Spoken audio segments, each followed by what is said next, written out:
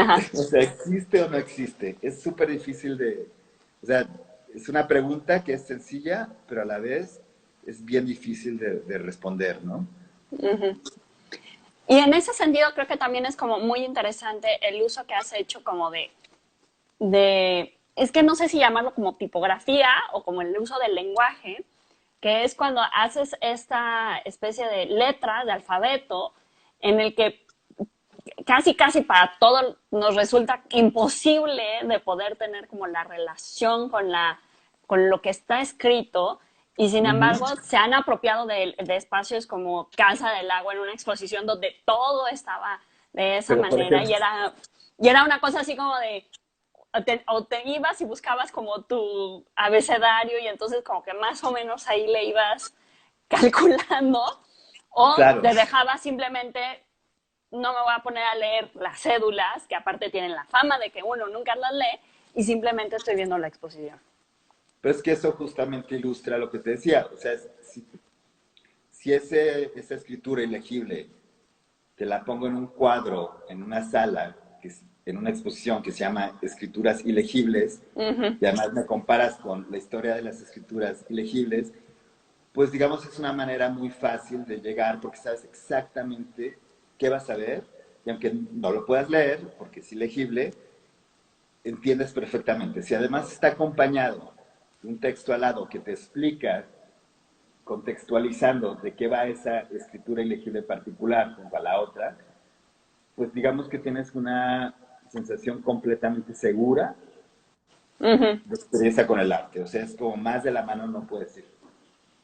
Si tú aplicas esa escritura ilegible a toda la estructura museística, entonces cambias, pues desde la señalética, así de dónde están los baños, Uh -huh. hasta los programas, la comunicación social, la comunicación por internet, las fichas. Para empezar, ya no sabes ni siquiera dónde está la obra. Si la obra Uh está -huh. adentro de la exposición, afuera de la exposición o entre las dos, ¿no? Entonces empieza a ocupar, digamos, otro espacio. Y creo que eso es justamente lo interesante, porque sí, en el fondo es una operación de diseño gráfico, Uh pero -huh. no es una operación de diseño gráfico sobre si están chidas las tipografías o no, sobre si es tan bonito como está impreso o no, sino que en realidad es una operación en el espacio público, es un uso del diseño gráfico. Uh Y -huh. creo que eso es justo el punto para mí, ¿no? Es como, o sea, no estoy diciendo que la obra no pueda habitar o no deba habitar el espacio artístico. Obviamente es un entrar y salir, es como un salir y volver. Uh -huh. O sea, uno hace cosas afuera del espacio artístico, entra de nuevo al espacio artístico, sale. Duchamp trae un objeto de fuera del espacio del arte y al meterlo al mundo artístico lo vuelve arte. Uh -huh. Por eso la pregunta creo que es al revés. O sea, si algo que ocurre en el arte tiene sentido fuera del mundo del arte, ¿no? No Uh sé, me -huh. gusta mucho esta pregunta. No, pero está como muy interesante porque creo que justamente lo que estamos viendo en estas últimas fechas es que la gente se quiere apropiar del arte de una manera muy diferente y, por ejemplo, estoy pensando en los museos que están fomentando mucho esto de los tableaux vivants, que es Uh haz -huh. la propia interpretación de la pieza en tu casa, con tus recursos, con lo que tú puedas, para como que sientas que hay como una especie de conexión artística y regresamos a lo que has platicado de las máscaras de la lucha libre, que de repente pues podemos ser medio luchadores y nos ponemos la máscara y traemos como otra actitud. Mm. Sí, pues no somos luchadores, o sea, en realidad, porque lo interesante de la lucha libre es que son profesionales y que Sí, ese es su mundo y viven de eso y comen de sí, eso. digo, yo no me metería en el ring, o sea, a lo mejor afuera estaría como feliz en el relajo, pero ya meterme al ring creo que nadie, creo que muy poco se metería. No, y además, o sea, lo que implica vivir de eso, educar a tus hijos a partir de, o sea, es una postura, es un Uh punto de -huh, vista. Es como decir, los médicos ven la vida de una forma, uh los -huh, luchadores de otra, los artistas de otra. creo que el intento es como intentar entender al otro y ponerte un poquito, o sea, intervenir en su espacio, es decir, ponerte la bata del médico por 3 segundos para intentar entender cómo podría ser la vida desde ese punto de vista. Es un acto imposible, ¿eh? Porque para realmente entenderlo como un médico tendrías que estudiar medicina, volverte médico, hacerte amigo, o sea, entrar en ese mundo, pero son como intentos de vislumbrar, que en el fondo es algo que ha hecho el arte siempre.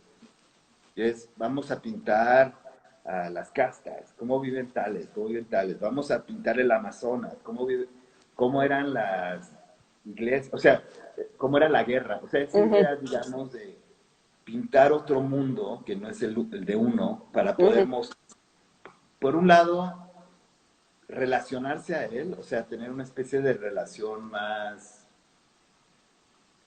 de compenetración, ¿no? Al menos desde lo imaginario, porque es como un escritor, o sea, si tú eres un escritor y quieres hablar, porque tu personaje es doctor, pues tienes que compenetrarte en ese mundo, aunque nunca lo vayas a hacer, o sea, no te tienes que volver un doctor para escribir sobre un doctor, pero sí tienes que entenderlo lo más posible, al menos desde lo emocional, para además poder transmitirle eso al lector, ¿no? Entonces creo que un poco lo que hace mucho el arte es eso, es justamente como intentar abrir esas ventanas al otro, o a lo otro, ¿no? En Sí, ese sentido, pues sí, o sea, tal vez, o sea, creo que ahorita hay muchas metodologías. Es como la eterna discusión de si hacerte un selfie en el museo es pésimo o es muy bueno. O sea, yo no tengo opinión en ese sentido. O sea, me parece fascinante, me parece interesante. Con algunas piezas ocurre, con las mariposas ocurre muchísimo. Yo no la pensé así, se dio así. Y luego otras piezas que me gustaría que funcionaran así, nadie se hace un selfie. O sea, es como irónico. Pero lo interesante es que se vuelve un fenómeno. Que deba ser así o que no deba ser así, yo no siento que es tanto el debate, sino más bien entender por qué es así. Siento que hay una parte que viene de la necesidad individual, de la necesidad del público, pero también, digamos, hay otra parte de las políticas culturales. Hay una cierta manipulación. Por decir, ciertos museos sí han provocado que la gente, expresamente, que la gente vaya a hacerse un selfie. sí, sí, Entonces es sí. como, pues, si les ofreces comida, es como si te dicen, ve al museo porque te vamos a regalar pastelitos gratis. Pues está bueno, pero luego no te puedes quejar que la gente solo venga por los pasteles. ¿Me explico? Bueno, que es el típico cóctel. Como, ve al museo porque te vamos a dar papitas. Sí, pero pues también sucede con Sí, el pero el cóctel de cóctel es apertura. minoritario Era y es como, como toda una generación que se la pasaba yendo a todas las inauguraciones porque la cerveza era gratis. Pero bueno, algo se les pegaba. ah, no, por supuesto. Pero eso es un ritual y tal vez es como necesario para abrirlo, ¿no? Es como, o sea, ¿para qué celebramos los cumpleaños? Pues digo, ya, o sea, es un día normal. O sea, podrías, digamos, es un ritual. Pero este nuevo ritual sí está como hecho por otras necesidades, que es básicamente justificar que tienes un museote y que tienes que tener un montón de público contento. Es problemático. O sea, es interesante, no está mal, no está bien, pero sí es problemático. Bueno, Cuauhtémoc Medina dice que les den pasteles citando a María Antonieta. Pues bueno, ya sabemos en qué sentido lo está diciendo Cuauhtémoc. Pero ¿por qué pensaste en Cuauhtémoc Medina? Porque está escribiendo. No, o sea, pensaste en el MUAC. Sí, no, no, no, pero es que literal ahorita Cuauhtémoc está escribiendo, esas letritas que ves ahí abajo, es Ah, Cuauhtémoc escribiendo.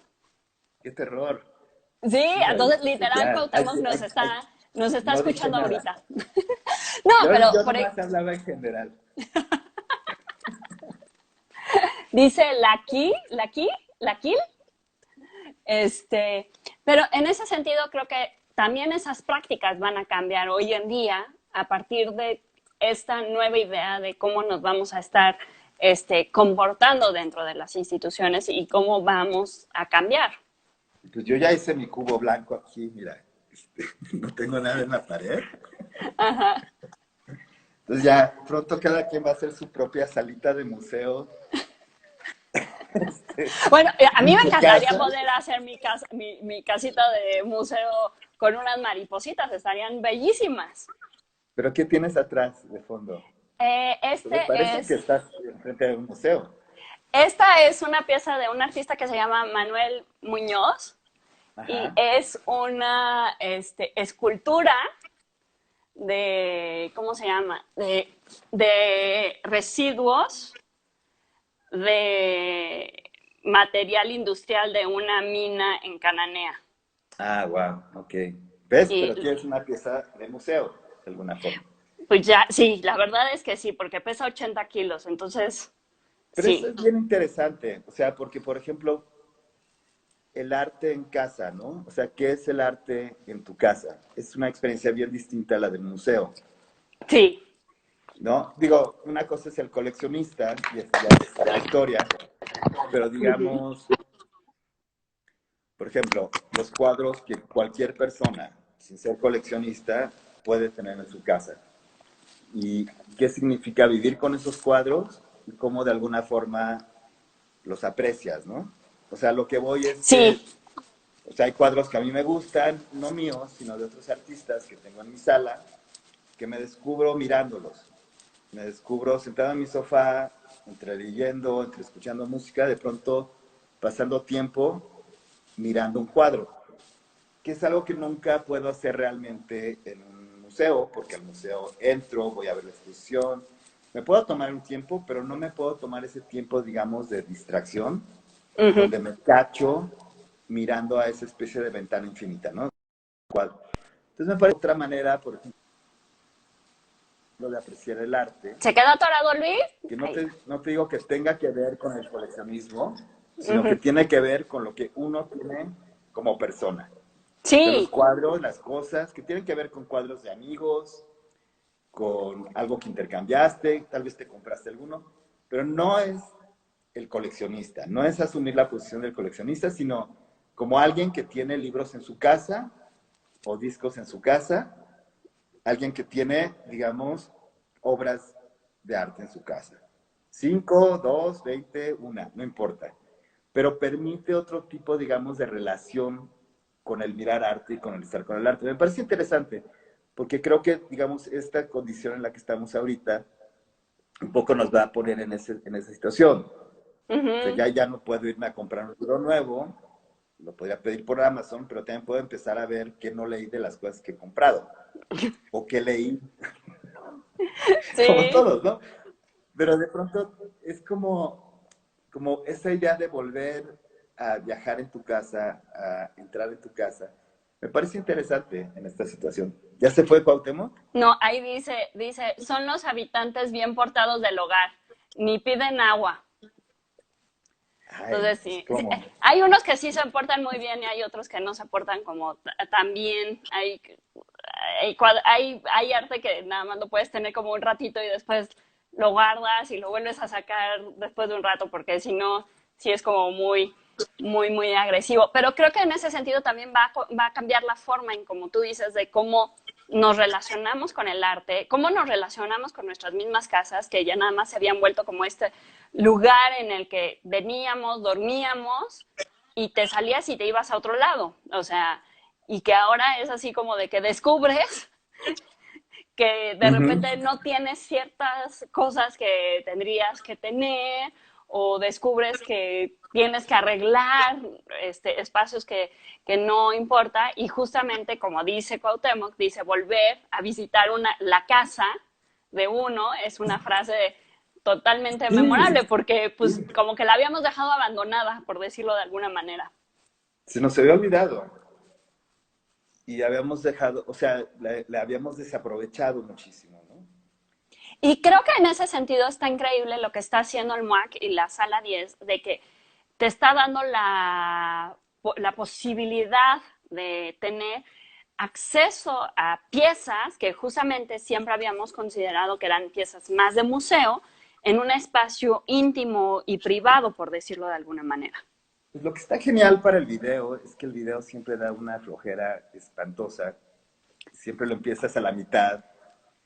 Si dura más de 3 minutos, no te quedas a verlo. O sea, el video es súper problemático. Ujú. Obviamente es bello en el sentido pictórico, o sea, es bonito ver una proyección grande de video bien proyectada. El sonido también es súper interesante. Pero digamos, en el aspecto de contenido y narrativo, como que siempre ha sido problemático, porque no hay una especie como de comienzo. Ujú. No es como ir al cine, ¿no? O sea, esa convención no existe en el museo. Entonces, esta posibilidad, por ejemplo, de la sala 10, que espero que le dé potencia a videos o cosas, digamos, basadas en el tiempo, Ujú. porque pues, no le veo el sentido a ver una pintura en la sala 10 en ese momento. Pero, por ejemplo, en realidad es muy favorable. O sea, siento que cuando volvamos al museo, cuando podamos de nuevo, creo que incluso esto como un apoyo a ciertas piezas, por ejemplo, de video, que necesitan una temporalidad, que necesitan una concentración, pues sería genial, porque si no, digamos, lo que estás es un poco condenando a las piezas de video que nadie las vea, ¿no? Ujú. Se vuelve muy difícil. En un mundo de selfies también es muy difícil, no tiene sentido hacerte el selfie en el cuarto oscuro de No la sale, proyección. no sale. Salen Lo feos. hemos intentado, pero Sí, no. no. Las pantallas todavía, las pantallas de teléfono todavía no alcanzan a tener la calidad que se necesita para que funcione bien.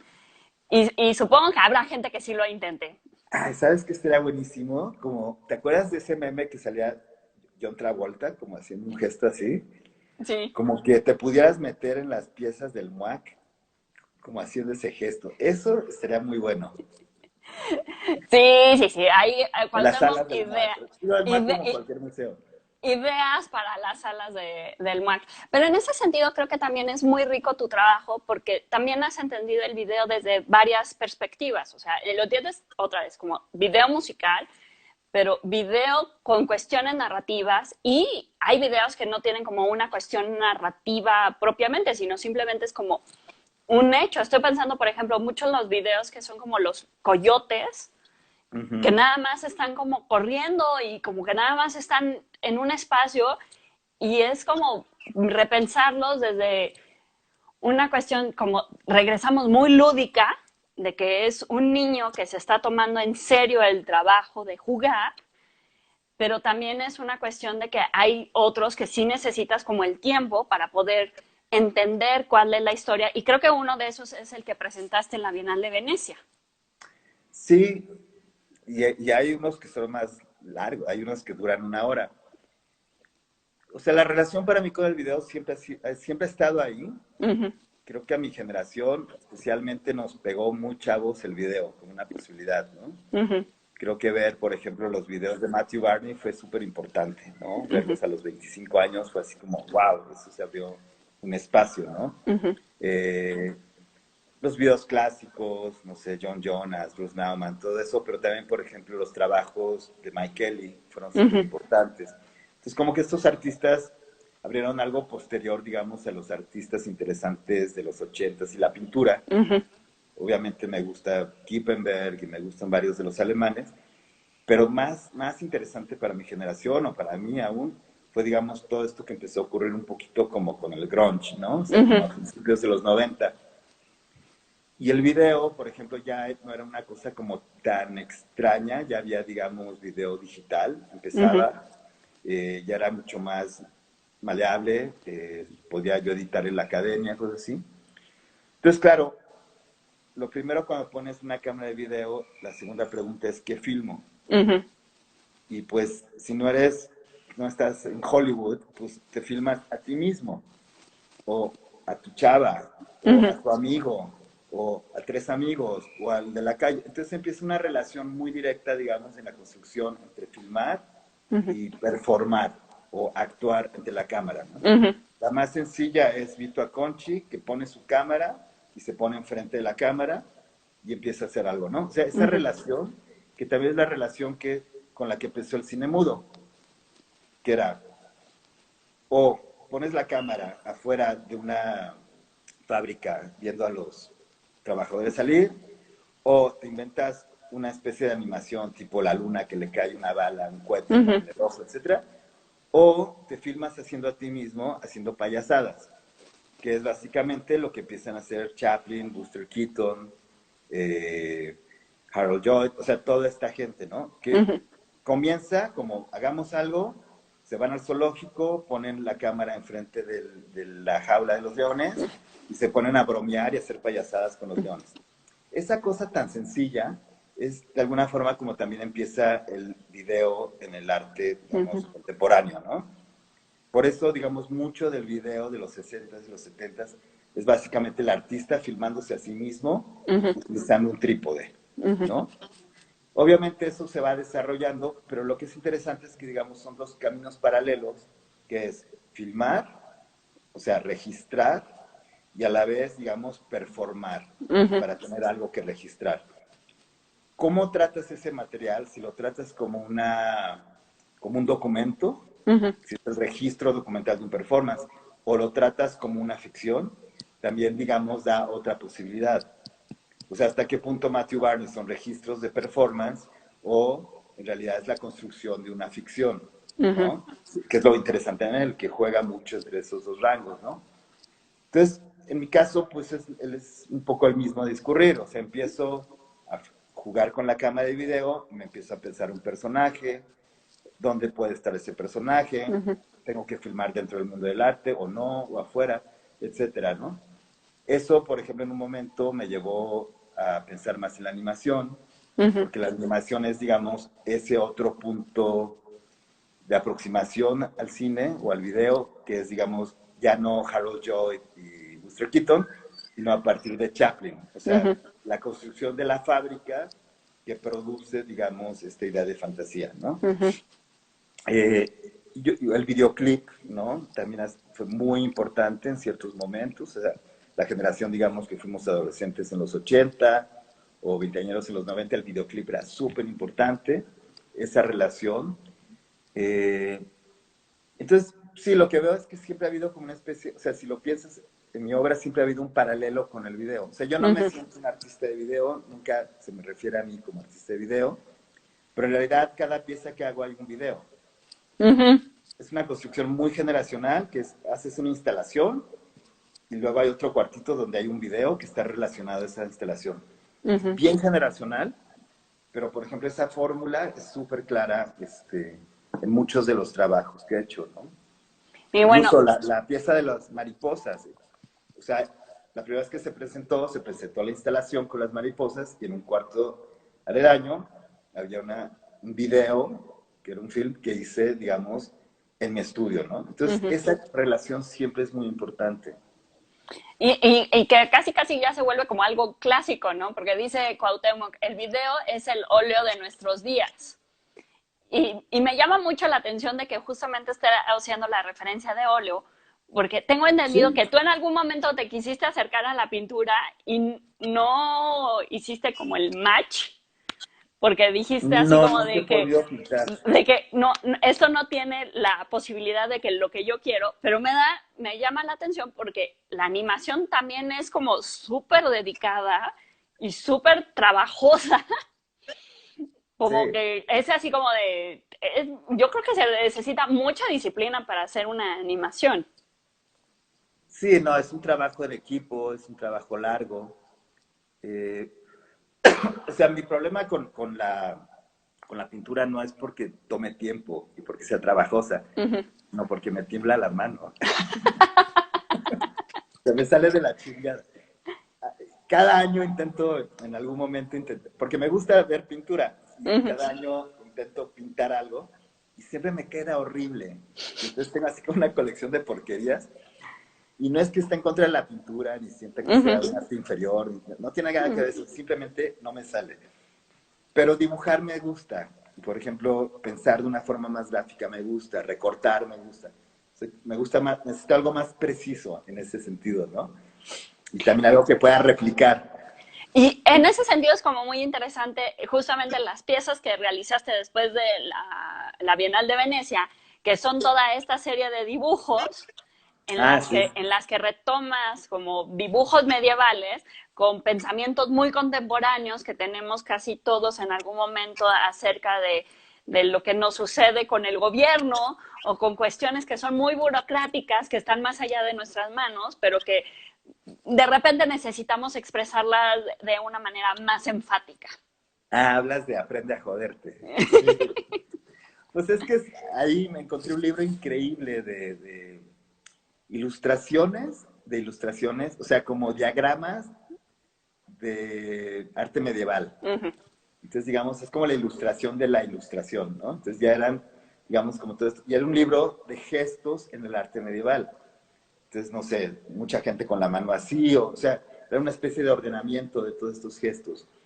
Y lo que era muy bonito es que estaban ya muy simplificados. Entonces empecé a jugar con ellos y empecé a armar como cómics, Uh-huh. ¿no? Como, pues mezclándolos, ¿no? Algunos eran muy religiosos, otros para nada. Y lo interesante era, digamos, que podías ir contando una historia. Pero claro, en el momento del texto dije, pues, ¿de qué están hablando estos tipos? Y ahí está eso que la gente a veces dice de, oh, estamos viviendo una nueva edad media, como una especie de tragedia. Pensé, ah, pues justo, ¿no? O sea, ¿por qué no estos empiezan a hablar de como de toda esta mierda de la que estamos constantemente hablando? Luego cada vez que había Facebook o cualquier red social, es que todo el mundo se está echando mierda por todas partes, que es una especie de estallido de... Es como algo que dijo Dick Verdul, Dick el Demasiado. Uh-huh. Decía, una vez dijo, es que esto es como un confeti de mierda. Y entonces decidimos ponerle a un disco, una compilación, le pusimos confeti de mierda, porque te imaginas así como el estallido, ¿no? Uh-huh. Y pensé que era un poco lo mismo, ¿no?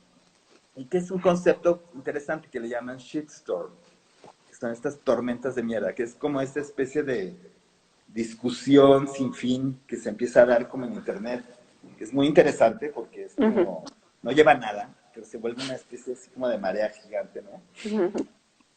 Y que está mucho pues, motivada por nuestra irritación ante todo, ¿no? O sea, ante la vida, ante los demás, ante la política, de Uh-huh. cualquier clase, ¿no? Y no sé, intenté un poco como referirme a esto, o expresar eso. Pues bueno, ya se nos va a acabar el tiempo porque esta cosa nada más dura 1 hora.